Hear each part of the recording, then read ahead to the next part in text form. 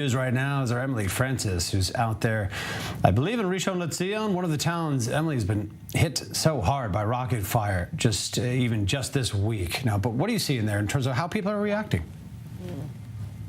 Hi, David. Well, you know, people here, there's so much heart and soul in this place. Fortunately, we haven't had anything here since we've been here today. But this is literally the professional Rishon Lezion basketball team stadium. It's called the Maccabi House. This is a basketball stadium. It's literally filled with people usually playing basketball. Now it's been filled with boxes, people donating so much that they're literally running out of clothes. But these are literally supplies, the basic supplies: toilet paper, shampoo, socks, underwear, personalized notes, deodorant. This is all going directly to the soldiers that are at the border of Gaza. It is being hand delivered, and I actually spoke to a source of somebody who's got family fighting there, saying how much these gifts mean to them. I mean, this is everything. A little touch of home. This is the way Am Yisrael stays high. This is what people are doing all day. They're coming in. 2,000 boxes have been packed. We also have a very interesting volunteer who I've gotten to know in the few hours.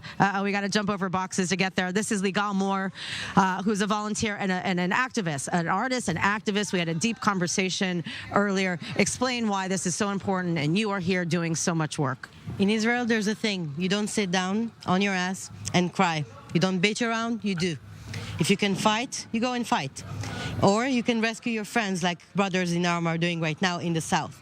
Some people, like me, are just jumping from one volunteering to another. So right now I'm packing boxes with hygiene products to my soldiers, but I'm going to a funeral in an hour. And after that, I'm going to walk an elderly woman to a hospital when she needs to get health.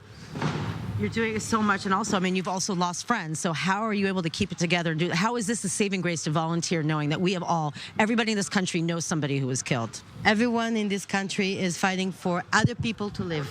I got this country on a plate of silver.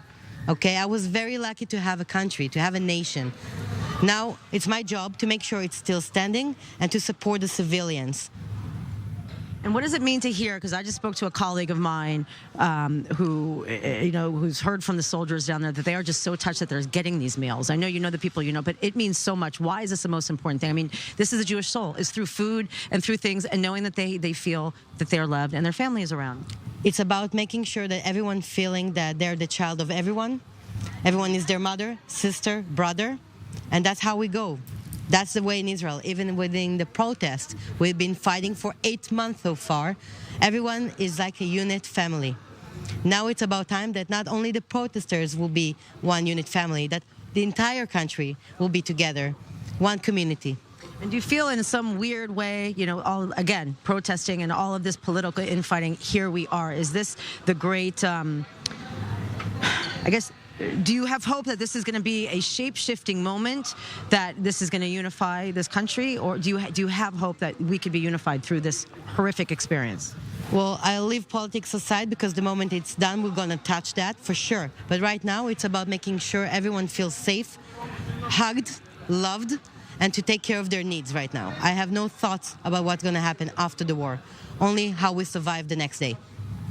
Wow. Thank you so much for your impactful words. And we're going to be catching up with you again later, because you're doing so much work that we will share for another time. But thank you again. And again, these small things. Could you imagine these soldiers, these 18-year-olds? I know people's kids who've been called into reserves, people that I know personally. This little bit goes so far, so far. So let's keep doing it. It's good they're running out of supplies, but those of you that are watching or even want to donate, there's plenty of places you could help donate to help these soldiers with food, with everything. And I'm going to send it back to the studio now.